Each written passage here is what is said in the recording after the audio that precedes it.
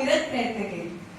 लहान वयातच जिजाऊंचा विवाह शहाजीराजे भोसले यांच्याशी झाला.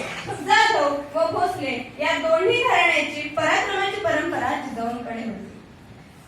त्या काळी मराठी सरदारांना मुघल दरबारांमध्ये काहीच किंमत नव्हती. ते पाहून जिजाऊंना नेहमी वाटे की आपल्या लोकांचे राज्य म्हणजे स्वराज्य असायला हवे.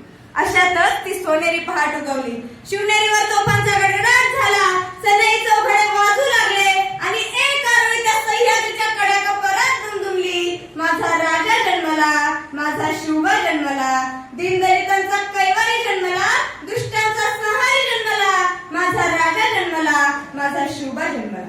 जिजाऊंनी लहानपणापासूनच शिवबांना रामायण, महाभारतातील कथा, राम व श्रीकृष्णाच्या पराक्रमाच्या कथा सांगून वाढवले.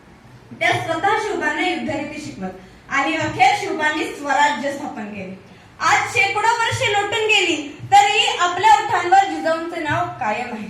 जय जिजाऊ हे शब्द उच्चारताच आपल्यामध्ये प्रचंड ऊर्जा निर्माण होते. या महाराष्ट्राच्या मातीत असा एकही माणूस नसेल की ज्याला जिजाऊंविषयी माहिती नाही. इतकंच काय तर महाराष्ट्रातल्या दऱ्या खोऱ्यांवर, मातीच्या कणाकणावर आणि महाराष्ट्रातल्या प्रत्येकाच्या मनावर जे नाव कोरलं गेलं आहे ते म्हणजे स्वराज्य जननी जिजाऊ. पृथ्वीवरील आदिशक्तीचे रूप म्हणजे जिजाऊ. अन्यायाला चिरडणारी वाघीण म्हणजे जिजाऊ. अहो, महाराष्ट्राची ऊर्जा म्हणजे जिजाऊ, स्वराज्याची प्रेरणा म्हणजे जिजाऊ.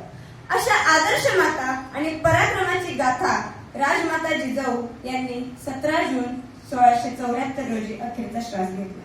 शेवटी जाता जाता मी एवढेच म्हणू इच्छिते, थोर तुमचे कर्म जिजाऊ, उपकार कधी फिटणार नाहीत. थोर तुमचे कर्म जिजाऊ, उपकार कधी फिटणार नाहीत. चंद्र सूर्य असेपर्यंत नाव तुमचे मिटणार नाही, नाव तुमचे मिटणार नाही. धन्यवाद. जय जिजाऊ.